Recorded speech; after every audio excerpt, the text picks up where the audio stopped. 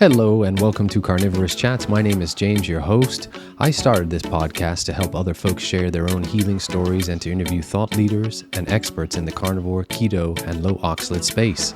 Before we begin, I'd like to give a shout out to Equip Foods and the Carnivore Bar. As an affiliate, you can use the link in the show notes to get a discount on their products when you check out using the code Carnivorist. Thanks in advance for listening, subscribing, and any likes or shares. And now, on with the podcast.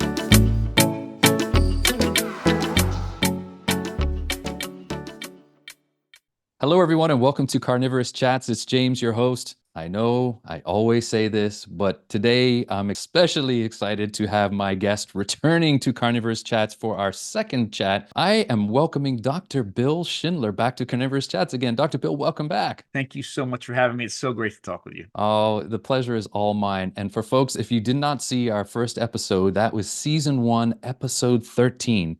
I can't believe it. It's just been a whirlwind, but again, so grateful to have you back because we finished off. We had such a great discussion. We talked about plants. We talked about oxalates. We talked about the animal, not just the meat in terms of the book. And we're going to get into your book a little bit later on, but I wanted to share with the listeners a little bit of our own meeting in person at KetoCon last year, which was such a privilege. And I got to hang out with yourself, your lovely wife, Christina, and Sally Norton as she presented. And I know that many folks didn't get the chance, and maybe some have had the chance to see your and your wife's presentation that you did at KetoCon. But I wonder if you could give the listeners a little bit of the tips and the overview of what you presented on. It was called The Modern Stone Age Household, Making an Ancestral Diet Work in Today's World. Yeah, listen, we gave that presentation at a conference where we saw you at KetoCon, and we gave an even slightly updated version of it at the the Nourishing Traditions, the Weston Price Foundation conference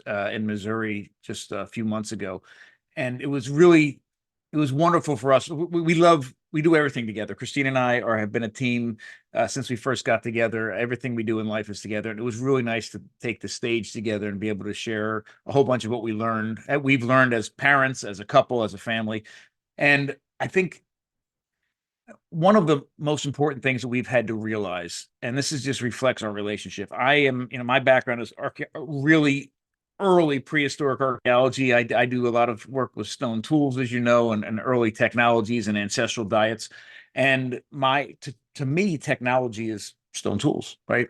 And to Christina, she's coming from a different place, and her background is assistive technology, special education, using technology in the classroom to help, things like computers and all of that sort of thing.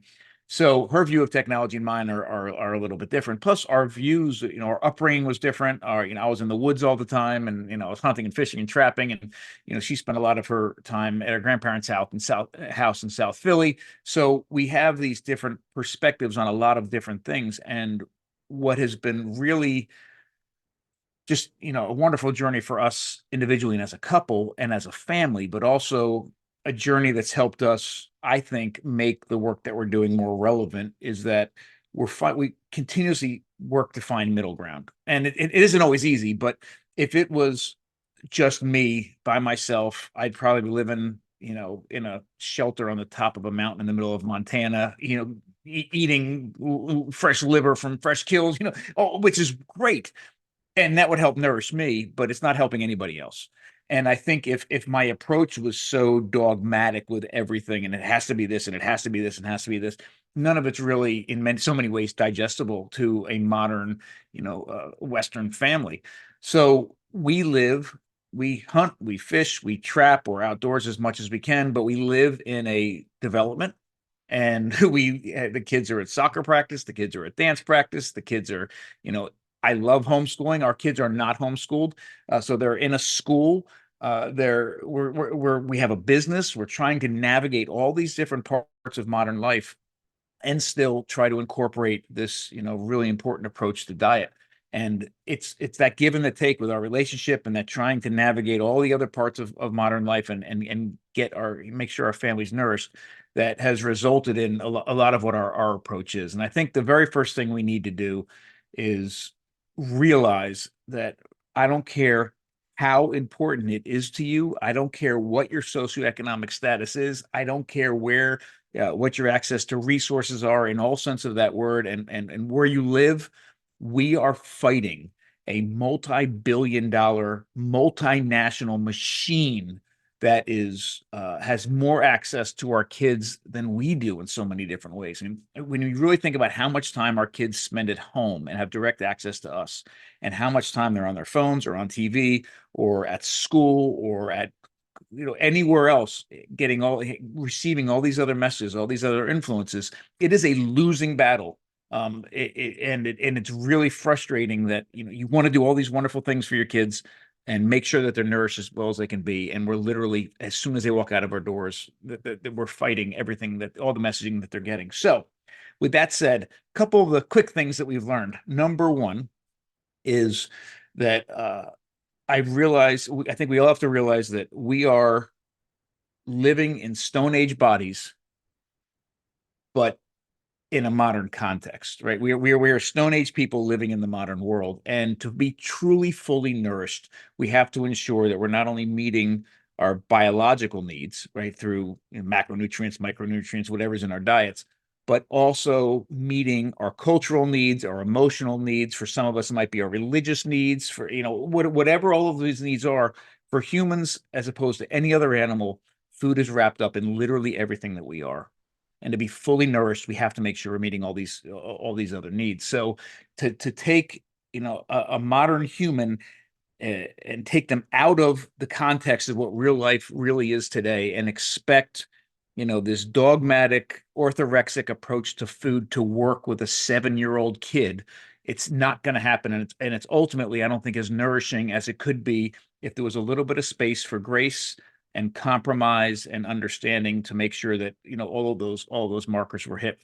So one of the things that I landed on, and we went through a lot of different cycles and changes as we grew as a couple and as a family, and I was learning a lot, is I realized that I was trying to accomplish two things as far as food was concerned with my family. One is I wanted to make sure that they were fully nourished and made sure we got everything that they needed into their bodies. And at the same time, I also wanted to make sure I kept all the other stuff out. And while some of us, who, especially those of us who have used some sort of dietary approach to overcome something in our own health, whether it be obesity or diabetes or chronic pain or inflammation or whatever it is, we are in a place in our lives where fully developed brains, and an understanding of, okay, this is where this is my approach to food, and I can stick with it because it's this important to me. It's different with a 7 or 8 or 9 or 10-year-old kid. So I realized that I was trying to fight those two battles at the same time, making sure they got everything they needed in and make sure everything they shouldn't have is kept out. And it just became too much. The stress in our house, the guilt, the around food that I was probably pushing on my kids was over the top.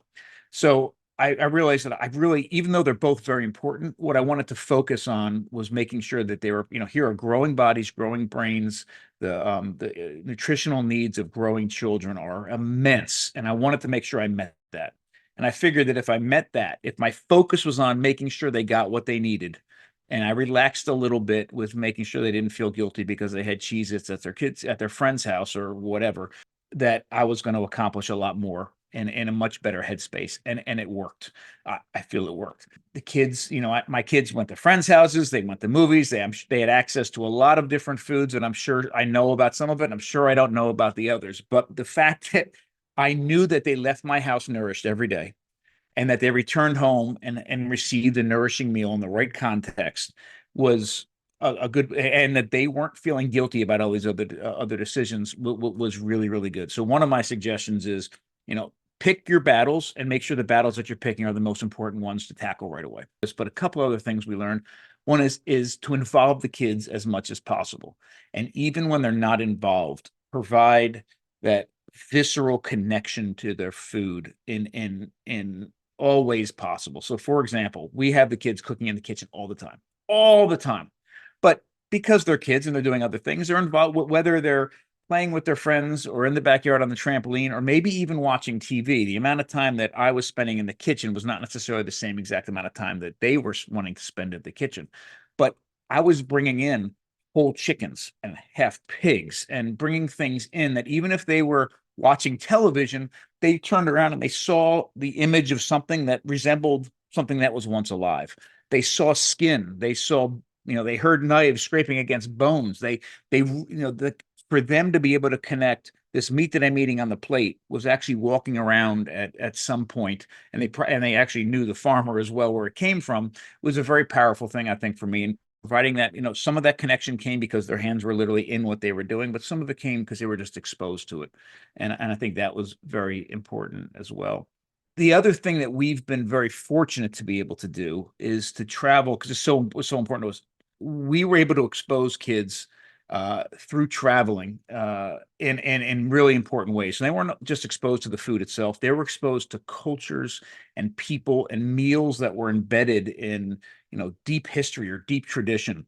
And I know not everybody may have either want to do that or have access to some of that, but it was incredibly important and powerful for them. So anything that we can do to put food in its context, I think, is very, very important as well. And we've dumbed down so much of food today. A Taco Bell does not resemble what Mexican food really is, not only in the actual food itself, but in the context and the tradition that it really is. Chinese food, the same way. This modernization and the ultra processed version and dumbed down version of really traditional important foods is doing a disservice, not just from a traditional perspective, but from a sort of human connection perspective. So any opportunity that we've had, and I would suggest any opportunity that anyone has to connect their kids and their family with real traditional food ways, I think is incredibly important. If you can go visit somewhere, great. But if you can't, in whatever form that might take. So appropriate. Great minds think alike, Dr. Bill, because I literally am going to segue right after what I'm about to tell you into your recent travels. And I know, and I say recent loosely because the last time we chatted was, as I said, at KetoCon. So we're going to talk about your trip to Sardinia and what that was like for you. But, folks, I picked up this, and if you have not grabbed a copy of Dr. Bill's book, Eat Like a Human. You can see it if you're watching the YouTube video of this podcast behind him there. But also, I didn't plan this. I'm wearing We it. are nice, nice We're shirt. wearing the same shirt, which I grabbed from him and his lovely wife at KetoCon, and I wear around here in Bermuda quite often. And it's interesting. I've had a few people stop me and ask me, well, what do you mean by that, eat like a human? Because people sometimes who I haven't seen in a while, Dr. Bill, know me as being vegan from my past life. And what I learned from reading your book and then listening to you on podcasts and meeting you in person has just been invaluable for me. But I wanted to say thank you again because it's a great conversation piece. Oh, good. I'm glad. It is for us as well. So let's talk about that, Dr. Bill, before we dive into really what I want to get into today.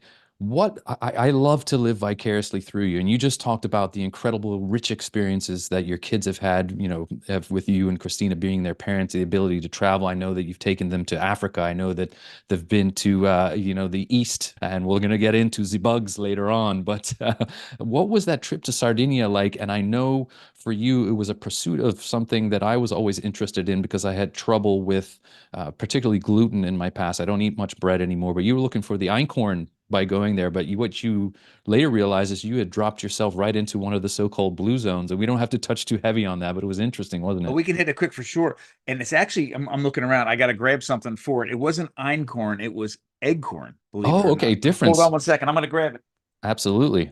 very quickly. I didn't know we were going to talk about this, and I'm glad I had it right over on the side. This outside piece right here is from Sardinia, and it is from a cork tree. So this is cork. It's the bark from a cork tree. It's actually what corks are made out of. But what they do in Sardinia is they make platters out of this, and typically it's used to serve meat, and it insulates really, really well. So think about this: you take your steak, your whatever, right off of the grill, you put it on here and serve it, and it helps make sure that it stays warmer a little bit longer, which I think is very, very cool. But that's not what I brought it over for. This on the inside, this is the reason we went to Sardinia, and it took me 10 years to make the inroads and the contacts to do this research. And there's a traditional kind of eggcorn bread. So the eggcorns that come from the oak trees, which are loaded with tannic acid, and on their own, they're not palatable, and in quantity can be very dangerous because of the tannic acid. There is a traditional bread there that is made. It's called panaspelli, that has been made. Pliny the Elder actually wrote about it. This is how long we have documented evidence for it being made. It is made with clay and ash. and the clay and the ash are both used to help detoxify the acorns and make them safe to eat. And I first learned about this in graduate school, but it keeps coming up all the time when I'm looking at geophagy. The intentional consumption of earth is something that all animals, almost all animals, engage in for a variety of different reasons, and humans did as well. And in some parts of the world, they continue to do so. So when I went to do research in Bolivia on potatoes, it was one of the specific things I wanted to experience and learn about more was something called pasa, where they eat, Aymara communities will eat a very dangerous and toxic potato with clay at the same time, and the clay binds with the toxins and it passes safely, more safely through our body. But here we have this, very ancient bread in a magical place like Sardinia. And I'm like, I need to learn how this is made because it wasn't described well anywhere. When I started looking, everybody said, well, nobody makes it anymore. Nobody knows how to make it anymore. Nobody, somebody knows how to make it. 10 years it took me until I finally was able to find three elderly women in a little village on the east of Sardinia and Ursulae who still knew how to make it. And I was able to make contacts. And one of the issues I think people really need to understand is like when I was with the Aymara, and I think this is really special and cool. When I was with the Aymara community in Bolivia, they don't speak Spanish. They still speak Aymara. And they speak Aymara with a little bit of broken Spanish. I speak English with very little broken Spanish, and our translator was speaking Spanish. It was wonderful but difficult to communicate. Even in Sardinia, in traditional communities in Sardinia, people speak Sardinian and some people speak Italian. It's fascinating. So I finally was able to locate somebody who could help. A magical woman. Her name is Gisela Rubiu, and she's a Sardinian food historian. And she's written several books on Sardinian food, historical food. And she didn't even know about this. But she was able to connect me, and we went. And those three elderly women were too elderly to meet, but one of them taught their son. So we were able to go work with their son to learn how to make this very traditional acorn bread. But what I didn't anticipate was this woman, Gisela Rubiu, just happens to live in Villa Grande. And Villa Grande is the epicenter of the first identified blue zone in Sardinia. And it is a magical, magical place. It is a village. It's called a village, but it's like a very big town nestled on the side of on the hillside on the side of a mountain. And still today, the males, it still holds a world record for the longest living males in the world. But people in general live there. They live to very old ages there. And what I want to stress are a couple of things. One is that word live in that sentence is very important. They don't, they don't still just don't die at old age. They live until these incredibly old ages. I mean, they live, they're experiencing life, they're mobile, they're walking around, their minds are lucid, they're having communications, they're having relationships, they're just living, and then they're keeling over dead at a very old age. We saw multiple people in their 90s and into their hundreds that live on second floors of buildings that are walking up and down steps every day, carrying their own food and up and down the mountains, left and right. It's amazing. They're living. We talk about, Americans live to whatever age, but the reality is we're dying for the last 20, 30 years of our lives. Too many of us are doing this, and we've normalized pain and, memory loss and all these other sorts of things because they're normal in a modern Western context, unfortunately. But there, it was just as magical as the blue zone things are painting. The problem is that the diet that the blue zones are suggesting, or the blue zone sort of books and documentaries and all this are suggesting are happening in these areas is completely 100% the exact opposite of what reality is. We were there eating with all of these traditional, beautiful, amazing traditional families day after day, and we ate almost no vegetables. Like they weren't even offered on the table. A few things. I mean, there were tomatoes, there were olives, there was one night there was an eggplant, um, there was some lettuce, there was olive oil. But I mean, these were all, none of this was the mainstay of the food. They were all sides offered with not only a whole bunch of meat and cheese, but a massive amount of the entire animal. Like literally, I have rarely found an experience where we've eaten the entirety of the animal at the level that we did there. So it wasn't just you know, that they weren't just eating a lot of plants. They were eating not they were eating a massive amount of animal, but the entire animal and massive amounts of cheese. It was awesome. Oh boy. You know, it's ironic that I'm choosing March to do a minimal dairy March. I love experimenting on myself, Dr. Bill. I always, as you can tell, I've run the gamut in terms of my dietary choices. I was vegetarian, pescatarian, into strict vegan for 6 years. Unfortunately for me, that did not work, period, point blank. To then going more keto, I found out about oxalates and lowered my oxalate intake. Again, thank you, Sally Norton. We both thanked her in the Oh, last we sure episode. do. She's changed my life. I tell you. And then now more carnivore than anything as I describe my diet. And before we move on, I know that there was a particular cheese there, and you've talked about the cheese. And I'm priding myself now, Dr. Bill, on trying foods that I did not.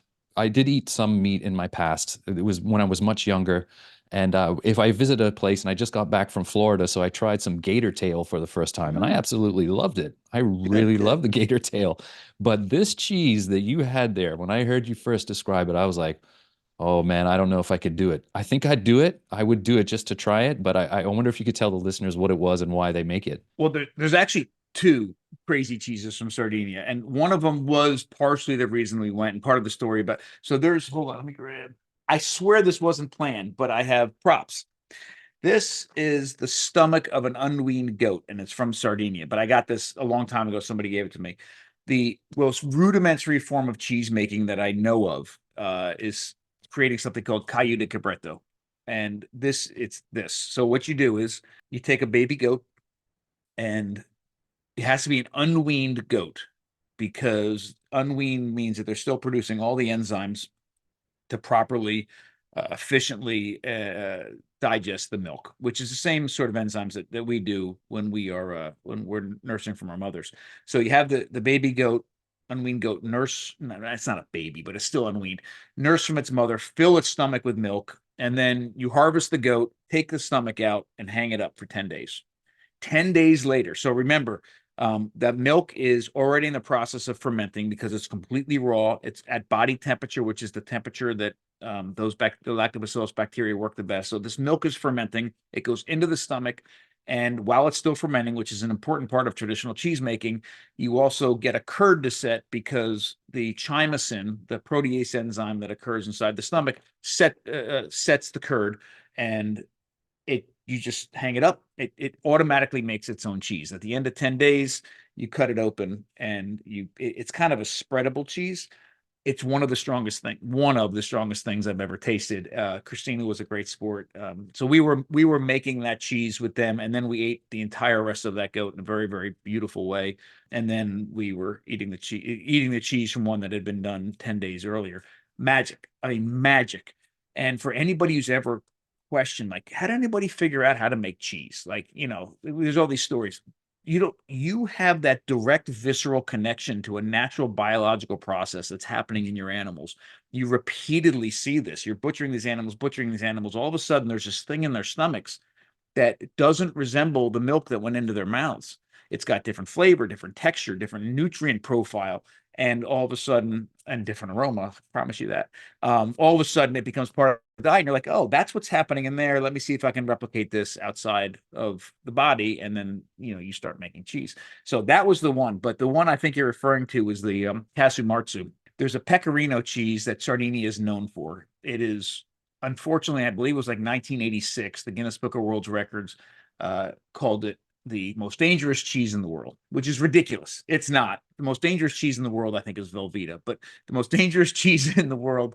And all of a sudden now it became this fabled thing, and it's very illegal now. It's something like a 40,000 euro fine if you're caught with this cheese. It's made like moonshine used to be made, in the backwoods of somewhere. So it's hard to get, and it's illegal to travel with. It's illegal to possess, and this is how it's made. And it was crazy cheese. So in most cases, cheesemakers want bugs to stay away. There is a few examples where cheesemakers want bugs to come, and this is one of them. So what you do is you make this pecorino cheese, which is sheep's milk cheese, and they put little divots on the top, around the top of the cheese. So it gives a place for this special fly that comes in to lay its eggs in these little divots. And then the eggs hatch and maggots come out, and the maggots eat their way through the cheese and do a couple things when they're eating the cheese. And it's almost, I think a great way to think about it is, earthworms going through the soil. It goes in one end and comes out changed. It comes out changed in a form that farmers and environmentalists love. Like, it's a good thing for the soil. Well, this cheese goes into the maggot's mouth, out the other end. And one of the things that happens when it comes out the other end is it's softer. So the cheese is softer, but the fats in the cheese change and get broken down. So you have this really strong flavor, this really interesting texture, this really strong aroma. And believe it or not, you're supposed to eat this cheese while it's still crawling with maggots. And one of the thoughts are, and is that if it's crawling with maggots and the maggots are doing really, really well, that means the cheese is still good. So one of the indicators that shows that this is fit for human consumption is the fact that it's crawling with very healthy bugs, and the bugs are eating this cheese and they're not getting sick. So you can either eat this cheese loaded with maggots, or wait till those maggots have finished their job, turn into mature flies and fly away, and then all of a sudden the cheese has doesn't have any bugs in it any longer. But it's different. It's harder at that point, and it's not as fun. So Christina and I, we found we we had actually tried it once before, years earlier. It's a longer story, but I wanted it in context in Sardinia, and we found somebody who could get it for us, and they got it for us and brought it. And I'm like, I wanted like a little piece. They brought this wheel of cheese like this big. It cost me like 40 euro. I'm like, oh my God, I'm gonna have a little bite of it. But we sat down with it, and we had it. And Christina was an amazing sport because she's eating this and it's literally crawling with maggots, and maggots are going up her hand. It was fantastic. Wow, I got to admit, she might be braver than I am. I mean, I was going to jump into another question right now, but this really ties into something that I wanted to get into later on in the conversation. So I think I'll ask it now. And it reflects on a chapter in your book, and it's the bugs chapter, Mhm. and why we know ancestrally bugs were part of our diet. And thanks to you, I understood that in greater detail. Why now is it that as humans that we have this aversion? I know there's the ick factor, which clearly I'm going through right now. But I believe in the book you discussed, you took your daughter, or I believe, or your family to Thailand to try Mhm. bugs. Was it Thailand? Please correct me It if was I'm wrong. Thailand. Yep. And just an incredible story about the ants there and the ant eggs that you had eaten. But just gives a synopsis of how bugs became a part of our diet and why we became so, grossed out by them. And should they be part of our modern diet? I'm so glad you brought this up, because unfortunately, when we decide, most of us, to go in a direction with our food, we gravitate towards diets that have labels, right? And then and that they're put in this neat little box with all these different rules. And I understand why, because eating is such a complex thing, and today it's so, making good decisions about food has never been harder. We've never been more disconnected from our food. We've never had such a multi-billion-dollar industry trying to fake us and advertise their way into a whole bunch of profit on the back of our health. It's incredibly hard to do. So I understand why people gravitate towards very easily to define, whether it's vegan or carnivore or paleo or whatever. There's a strict set of rules. I get that.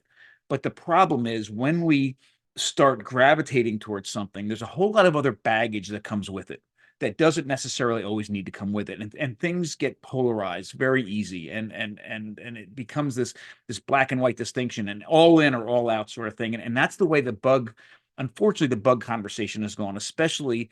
And I love so many things about the carnivore diet. Love it. I've been carnivore my several times with incredible results. One thing I don't like is that conversation between, in the carnivore world, that's anti-bug. And I understand why it's there, because at least I feel that it's a, oh my gosh, the including insects in our modern diet looks to be an attack on meat. And I think that argument is framed wrong. And I'm not saying there aren't people out there trying to, take meat off our plates and replace them with crickets. I'm not saying that's not there. But if we are, you know bear with me for a minute, because I'm sure when we even started talking about bugs, there's a lot of people from the carnivore community that have already shut out anything that I'm going to say. Just give me a second. If you're soul search for a minute, if one of the reasons you are on carnivore is because you believe it is a more ancestrally appropriate way to eat, which it is, then there's more to it than just eating meat. Number one, organs played a very large role. So it is meat and organs. So instead of it being a meat-based thing, I'd like to suggest it should be an animal-based approach that includes all the parts of the animals for not only nutritional reasons, but ethical and sustainability reasons as well. And bugs have always been a part of our diet. Bugs were a part of our diet before we started eating meat. Bugs were a part of our diet when we started eating meat. Bugs were a part of our diet when we were eating the entire animal, when we started hunting. And bugs continued to be a diet all the way through the agricultural revolution, through the industrial revolution, and in many traditional societies today are still an important component of our diet. So if you are looking for nutrient dense, incredible nutrition that's ancestrally appropriate, bugs should be part of the conversation. I'm not saying you have to eat bugs, but to discount bugs because we've artificially created this meat or bug dichotomy is completely false. To me, it should be meat and bugs. Like, please don't touch my meat, don't touch animals in my diet. They'll be in there forever. But an ancestrally appropriate, nutrient dense, bioavailable food source for humans has always been insects. And it shouldn't just, the reality is it is incredibly sustainable.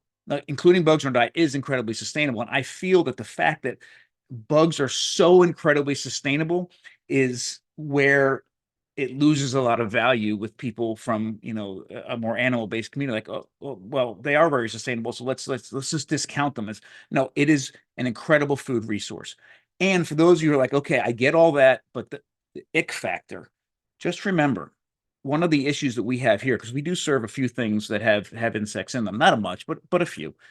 We have to make sure that people are educated, our customers are educated, that if they have a shellfish allergy, they're probably allergic to bugs.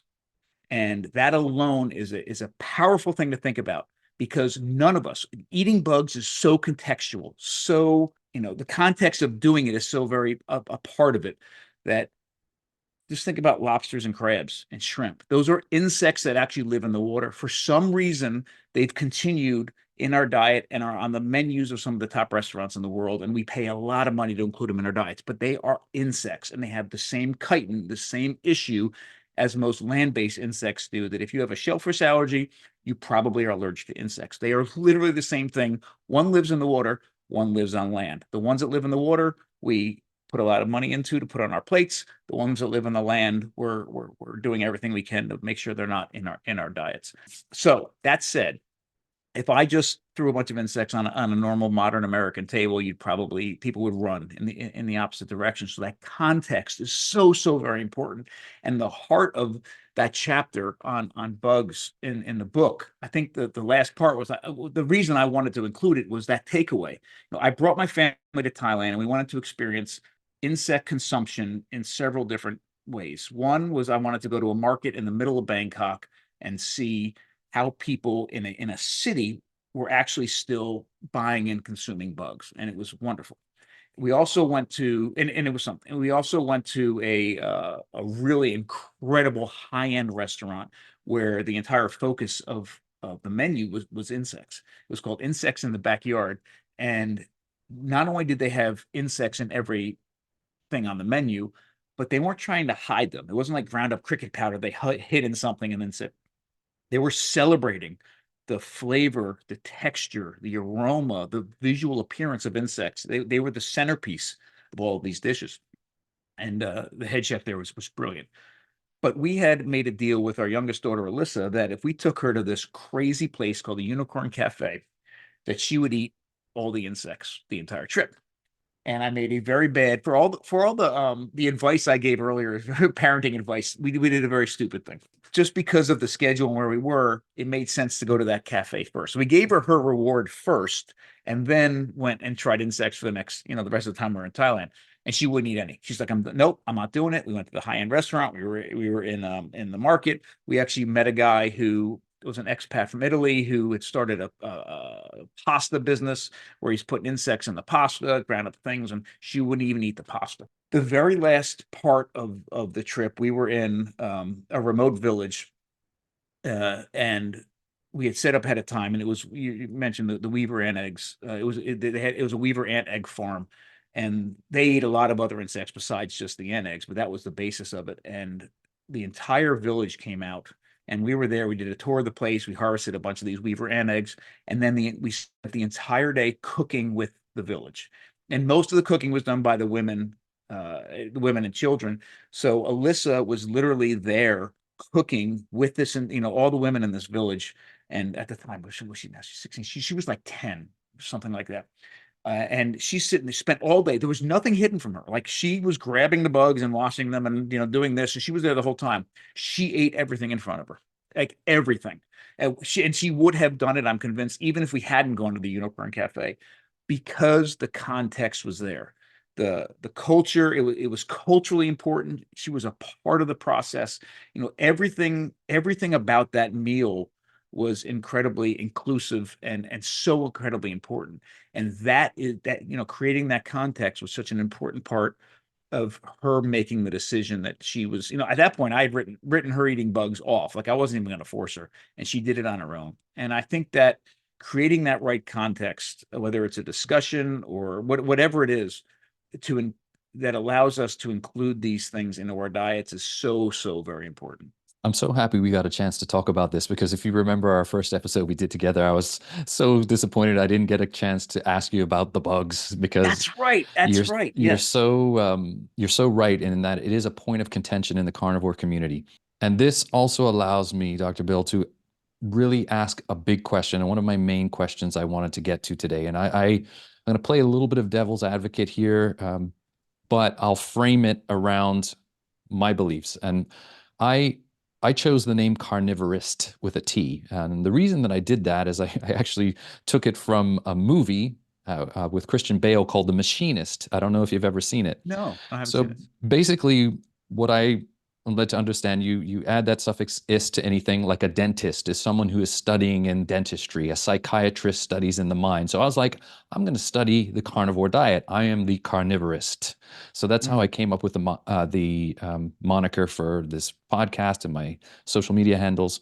Long story short, what I'm trying to get to here is Eat Like a Human, the book, again, so important on my journey in learning how we added animal foods back into our ancestral past. We tend to be tribal by nature as humans, and we gravitate towards those things that we feel we have comfortability in and like-minded folks. So if there's carnivores out there, they tend to follow the leaders in that space. If there's vegans, they follow the leaders in that space. And I've been there on both sides. If there is questions that have been raised by our first episode, they have come to me in the form of perhaps they feel that the book included too much reference to plants, grains, corn, bugs, things that are not considered carnivore, because I have a lot of folks that are carnivore that follow me. What I'd like you to do is if you could clear the air on that. And it's a big question, I know, but I'm hoping we can get to a good part of it because it's a really important one in how you feel, why you feel it was necessary to include those chapters, how we ate ancestrally. And I know you talk about, it's not so much what we ate, but now navigating this in the modern world to get the nutrition that we need out of the food that we have access to these days. So please, I said a lot here, and it's a big Hmm. question. I'll let you have at it. I really appreciate you giving me the opportunity to talk about this, especially in front of an audience who I'm sure are primarily if made up of people following a carnivore lifestyle. Let me say a couple words very quickly before I start. Number one, I believe a carnivore approach is incredible.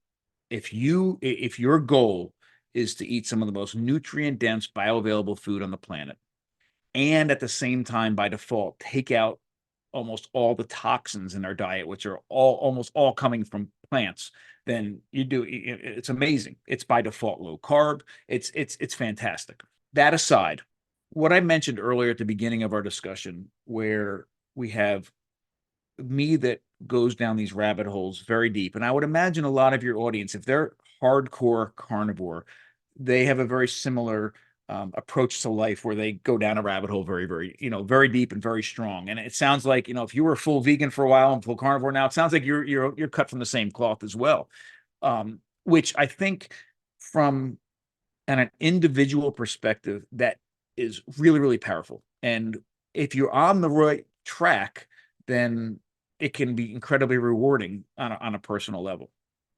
Now, Christina is a little bit more tempered in a lot of her approaches and has pulled me out of these rabbit holes, not in a negative way, but in a way that has allowed, I think, the work that we're doing to reach people that are in a lot of different places on their own health journeys.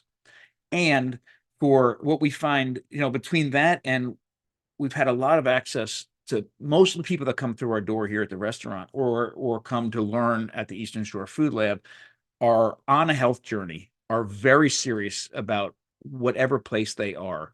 And they're all coming from different places. Like they're all on different parts. They've heard different advice. They're following a different diet. They're all looking for the same end result, to live their best, most nourished, healthiest life possible, and to feed their family and to nourish their family. I mean, but the ways they're getting there are a little different. And I've realized that we have people that are coming from a lot of different places. And where we've landed is we can take whatever their approach is right now and elevate it to be a little safer, a little more nourishing, than a little more nutrient dense, a little more bioavailable, then we've done an incredible thing. And if we can do that across a lot of different dietary approaches, then that can be really powerful in its own right. So the reason that we create the menu that we have downstairs, and the reason that that book included a lot of different foods, not just meat or not just dairy, is because if my expectation was, my hope was that there were people that were eating those foods that could take a different approach to those foods and make them safer and more nourishing. It was not meant to take somebody who was on an animal-based diet and suggest that they start eating bread if they want to be healthier. That's not what it is. And I don't know if I mentioned this to you before, but I've mentioned it on a lot of podcasts. I did a podcast with Paul Saladino years ago, and he said, tell me, he very, as you can imagine, was like, tell me about this bread. Like, you cannot tell me that, why you have a sourdough bakery, whatever. And I said, whoa, I am not telling anybody that they need to start eating bread if they want to be healthier. But what I am saying is, if you include bread in your diet, the safest, most nourishing form of bread is a completely wild, long, slow fermented loaf of sourdough bread, period. Now, that's it. So if you're going to eat it, this is the healthiest choice possible. So that's why it included all of those different things in there in the way that it did. I will also say, from everything that I've been able to learn through the archaeological record, our ancestors were omnivorous. Now, somebody like Anthony Chapey, who I highly respect, he's a great friend of mine, will say that he believes humans are obligate carnivores. And you know what? He may be right. If his approach is, that provides the most amazing, incredible quality nutrition for humans. And anything other than that, there's a little bit of a loss, right? It isn't their ideal diet. So I think he's got something there. The part that the place that Christina and I are spending a lot of time is, okay, for anybody who's doing that, great. But what about the majority of the population who, for whatever reason, and they're very important reasons, because of their socioeconomic status, or because of the traditions, or because of their flavors that they like, or because of whatever part of their lifestyle, they're going to include corn, or they're going to include plants, or they're going to include bread. What can we do to serve those people to make sure that they're eating the most nourishing forms of whatever that food is? And that's really where we are. Plus, a couple other things I think are very important. Most of the people that I've met that are hardcore something, whatever it may be, hardcore keto, hardcore paleo, hardcore carnivore, hardcore vegan, whatever it is, usually makes up one of a larger, family unit. So you have one person that's rabbit hole, head deep for very important reasons, and then you still have three or four other people that need to be fed. And unfortunately, what often happens is that one person is head deep and everybody else is just eating all the other crap, right? That from the modern industrial food system. What we're trying to do here is say, okay, whatever you're great, but here's a place where you can come and you can eat full carnivore here, and everybody else in your family is going to be able to get the most nourishing whatever it is that they're trying to eat, whether it's bread or maize or plants or whatever it happens to be. And I think that that's a realistic place for families to operate in, because everybody needs to eat something healthy, and just because one person is over here doesn't mean there isn't a healthier option for everybody else in that family.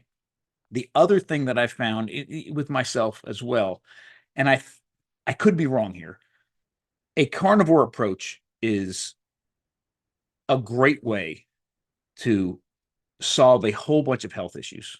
Like I truly, from also, we all know this. I'm not telling anybody that's listening to this that, but I do feel like there are a lot of people who, whether it's carnivore or keto or whatever it is, hardcore follow that dietary approach.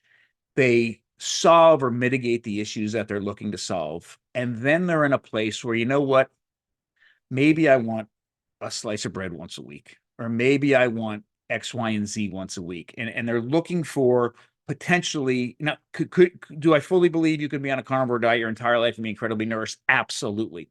But if you are talking about somebody who meets some of those other needs, some of those other emotional or cultural needs through other foods, do I believe that you can, in a very safe and nourishing way, include some bread in your diet if it's the right kind of bread? Absolutely. Can you do something to maize to make it as safe and nourishing as it could possibly be? Absolutely. And it's no surprise that that's the way we've been approaching maize for thousands of years. Are there safer ways to approach certain vegetables in your diet if they're processed the right way, whether it be fermented in some cases or dried in some cases or leached in some cases? Absolutely. So the space that we're operating in is one in which is somebody wants to include these other foods in their diet. What is the safest and most nourishing way to do it?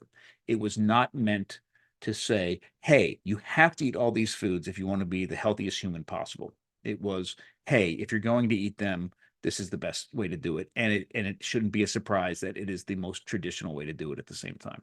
Absolutely love that response, and thank you for that. People often hear, my listeners often hear me talk about this on this space, that I am just a proponent of doing whatever it takes for you to feel your healthiest. And for me, you hit the nail on the head.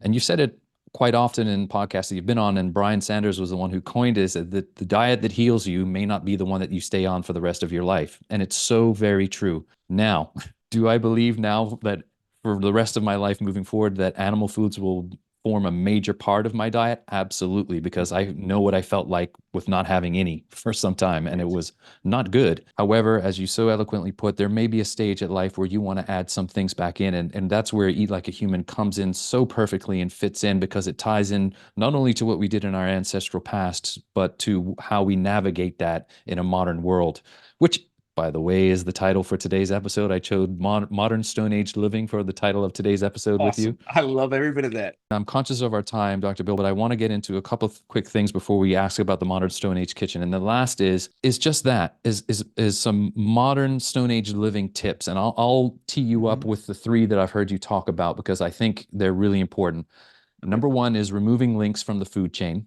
Number two is making something from scratch. Number three is sourcing something directly. What did you mean by those three things and Hmm. how important they are for modern Stone Age living? I'm thrilled that those are the three that you pulled out from other thing, because that was exactly what I would have said.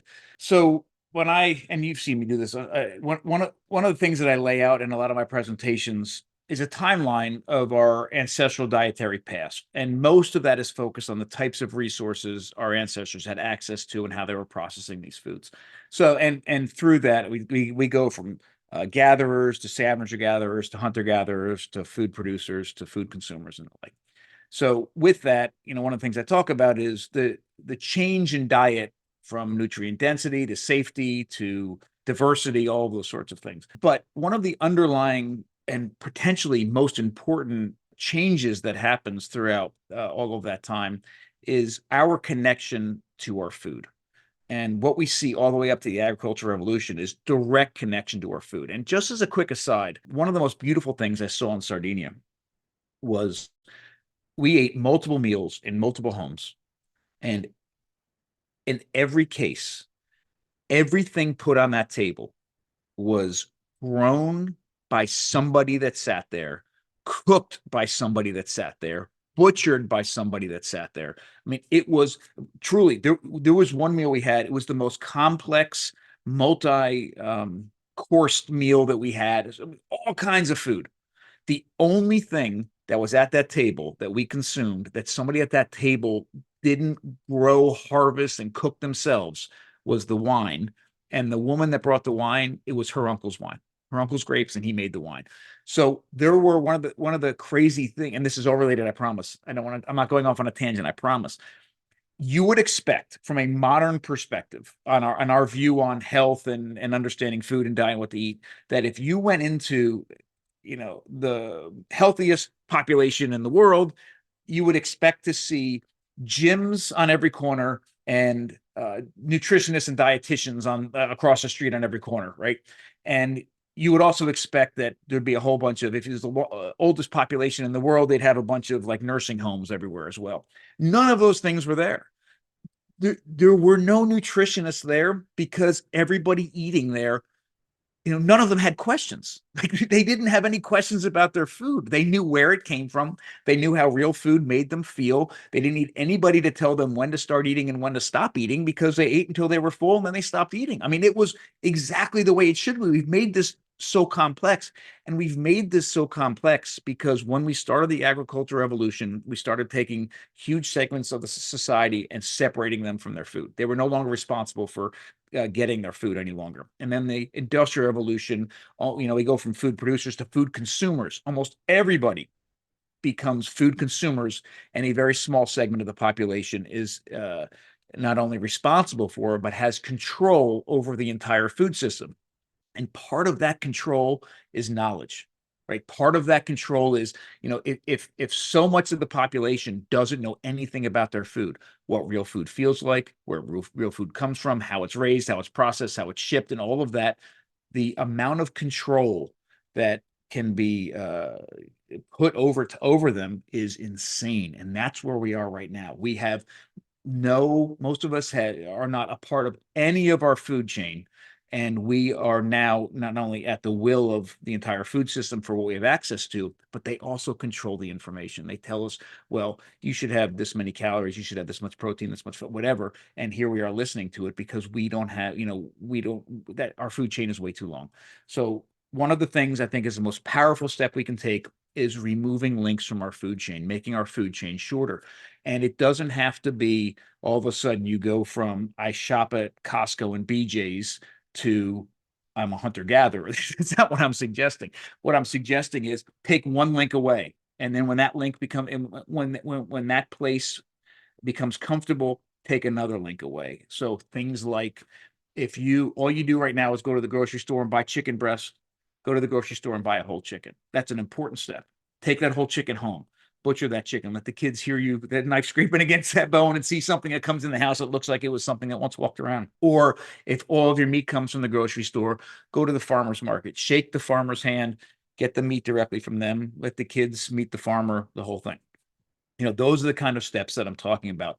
They may not seem like a big deal, but those small steps, day after day, week after week, month after month, compound and become incredibly powerful. So number one is remove links from your food chain. If you want to know about the food that you eat every single day or multiple times a week, important foods for your family, my suggestion is, and this has been a huge education for us over the past 20 plus years, take that meal, and I don't care if it is hamburgers and hot dogs, macaroni and cheese, grilled cheese and tomato soup, pancakes and waffles. I don't care what it is. Be honest, figure out the food that you and your family eat the most and most often, and say, I'm going to make that entirely from scratch once. Like once. That's all you have to do, one time. And that process of learning the how to make that food is one of the best educations you can ever give yourself. And one of the things that I really like to say is, even if that comes out so bad that nobody in your family, including your dog, would eat it, you have now completely changed your understanding of that food that you eat all the time. And even if you bought it every time from, every day from that point forward, when you walk into the grocery store, you are a completely different person. You are an informed consumer, and the billion-dollar marketing and advertising industry, that's a part of the modern food system, is something that you're now immune to. Like, you've literally peeled back the curtain, and you can look at food for what it is, especially those foods that you just learned how to make. And at best, you're making that food entirely from scratch for your family from that point forward. But the next step down is, now you're going into the grocery store, and you can select the best, most high quality option of that food to bring home to feed your family with. And the other added benefit of that is that you are also taking your hard-earned money and you're supporting a food producer that's actually doing it right, or at least doing the best that they possibly can for that food. And that alone is powerful as well. So, that I think is incredibly important. And then that last piece, that sourcing something directly, it all, all of this is related, but one of the things that is incredibly important for us in the modern world, and we're so disconnected, and we try so many ways to be reconnected. We're grounding now, and there's people with blankets plugging it into light sockets and all these things, which is all powerful. Trying to have access to sunlight, all of those things are really, really, really important. But as far as food is concerned, one of the most visceral things, the most powerful things that we can do, is source something directly. In an ideal world, that means you find somebody that can take you out, and you can hunt, and bring something home, and go through the entire process of hunting, the power, the respect, the connection that comes from harvesting an animal and doing everything you can to make sure that entire animal is getting used to nourish your family. I mean, there's no substitute for that. But even if it's not hunting, fishing, crabbing, clamming, or it could be foraging, going out in the environment and harvesting even a plant and bringing it home and nourishing your family with it. It resets something that's just ancestral in us. And it not only connects us in important ways, but it changes the way that we view our place in the world. It changes the way that we view our place in the food chain. And it doesn't have to be every day. It doesn't have to be every month. It would be awesome if it was every season. But even if it was once a year, if you were focused on once a year going fishing, going hunting, going foraging, something, I can promise you that the pay, and involve your whole family, the payoff from that is transformative. And those three things together have been a major part of our life for the last almost 25 years, and has, I think, been some of the most powerful ways that we've reframed the way we look at the world, the way we reframe the way that we nourish our family, and we are all better off for it. Again, so appreciate that response, Dr. Bill. A great, great one. And I think the listeners will benefit greatly from that, and such great tips. And they may be thinking to themselves, as I have been, and thinking, okay, I hear and I understand. I still feel a little overwhelmed with the choices that are laid out before me, because I have no clue when it comes to sourcing something. And by the way, sourcing doesn't mean you have to, as Dr. Bill said, you have to go out and bring a deer down with a bow and Right. arrow. However, this segues nicely into the fact that Dr. Bill and his lovely wife, Christina, have a restaurant in Chestertown, Maryland called the Modern Stone Age Kitchen. And they have a food lab where you can learn how to do certain things like sourdough bread making, make your own cheese, nose to tail butchering of an animal.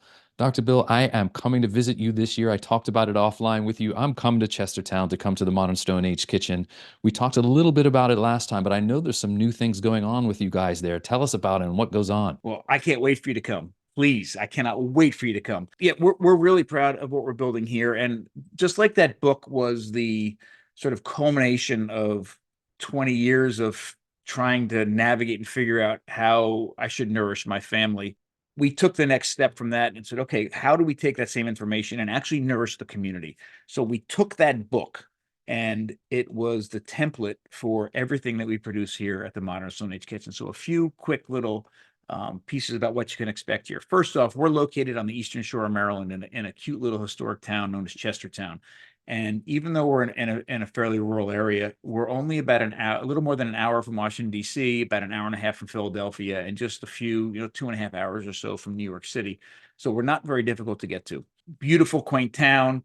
There's restaurants, there's bed and breakfast, there's little shops, and it's wonderful. But in the heart of that, we have a restaurant called the Modern Stone Age Kitchen. And we decided when we opened it, one of the best things Christina and I ever did with it is we wrote down immediately before we even started. These are all the things we're always going to do, and these are all the things we're never going to do. So here's a few of that list. We don't use any industrial nut or seed oils. We only cook in high quality animal fat, and we do use olive oil, avocado oil, and some coconut oil, but almost exclusively in cold applications. So if we're cooking something, especially at high temperatures, it's exclusively in animal fat. We do all in-house nose-to-tail butchering. So not only can you expect that in-house we've fabricated the animals and made everything that we're going to make, but they're all coming from local farmers. We ferment almost all of our dairy, and there's no two ingredients put together outside of our walls. So we make all of our cheese, we make all of our butter. We're relying on, actually, let me just very quickly, almost all of our butter. We can't keep up 100%. So all the butter you would get for something we've made, it's fermented cultured cream. We ferment local cream and make this butter. So if you get it on something, it's that. We can't keep up because we don't have a big butter churn yet. So sometimes we're using a really high quality butter that goes into things like our croissants. But there's no two ingredients put together but us. And that allows us to have full control over the processing to make the food as safe as it can possibly be, as bioavailable as it can possibly be, and as nutrient dense as it can possibly be. Obviously, it also ends up in hopefully wonderful flavors and aromas and textures and things, but the health component of it is incredibly important to us. We don't use any refined sugars, and we don't use any fake sugars either. So we exclusively use honey, maple syrup, and muscovado sugar, which is unrefined dehydrated cane juice. Any wheat has gone through a wild, long, slow fermentation process. Any seeds, nuts, grains, or legumes have either been soaked, sprouted, fermented, and or nixtamalized. So, for example, for somebody who wants to have peanut butter, we do have some peanut butter, but we take raw peanuts, we soak them overnight, then we dehydrate them, and then we roast them, and then we grind them into peanut butter. So there's a lot of reasons not to have peanut butter, but if you're going to have peanut butter, I guarantee you can't find a healthier version than this. We stay away from high oxalate containing foods, and a bunch of the list goes on and on. We're very proud of what we have here. So, like I said earlier, if you come in and you eat, you're carnivore, you can find something to eat. If you come in here and you're going to eat some bread, I guarantee you it's the healthiest bread that you have access to. We're very, very proud of this. We also have we just launched the Modern Stone Age Sanctuary next door. Actually, it's launching on March 1st. So our same approach to food we put into lifestyle in general there. So, for example, you come in, we have blue light blocking light bulbs in the bedrooms. We have full spectrum light bulbs in the main living areas. We have amazing water filters. All of these kinds of things that if you come and your approach is true nourishment, you're going to get it through the other aspects of staying there, not just the food. And we're also trying to model the kind of things that somebody can do in their home to make those sorts of changes as well. We're about to launch our market, so the kinds of foods that you would grab and leave with we're gonna have a focus on there. But we also have our nonprofit is the Eastern Shore Food Lab, and we just finished literally this past week our 5-year strategic plan. We hired a consulting company, been working with this amazing company for months, and we'll release the strategic plan very soon. But what I'm really proud of, and what Christina and I are really focused on, what we really truly care about, is empowering people to make these changes in their own home. Sure, if you want us to cook the food for you, we'd love to. Come eat and we'll cook for you. But what gets us excited, what is very fulfilling for us, is to empower people to understand their food, connect with their food, and learn how to make how to prepare their food at home in the safest and most nourishing way possible. So we continue to do a lot of research through the food lab. but we do a lot of classes. So we do in-person classes, pre-recorded on-demand classes, live classes for, live virtual classes. So everything from, home butchering to traditional cheese making to fermenting vegetables to sourdough breads. All of those things are the kinds of classes that we get. Foraging tours.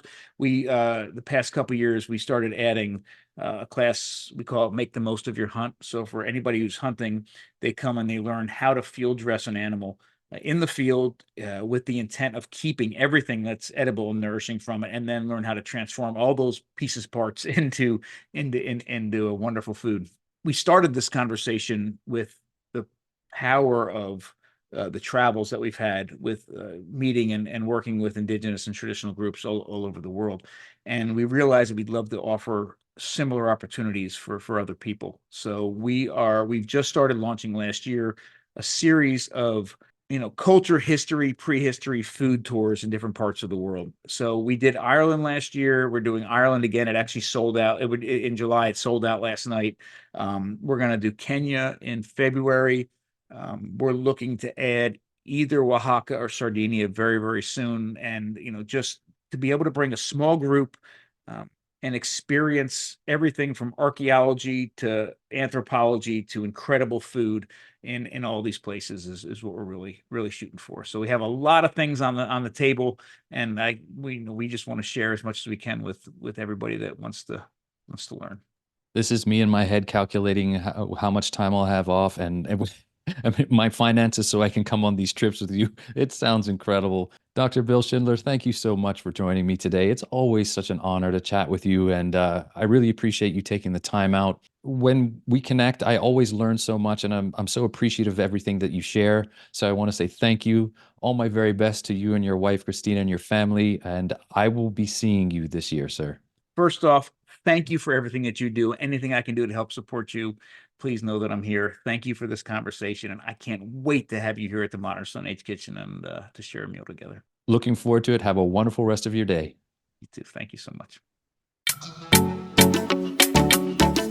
And that's a wrap on this episode of Carnivorist Chats. If you've made it this far, I want to say thank you for listening, and also thank you in advance for liking, subscribing, or sharing this episode. Thanks again to Equip Foods, Carnivore Snacks, and the Carnivore Bar. Don't forget to check the link in the show notes to get a discount on their products.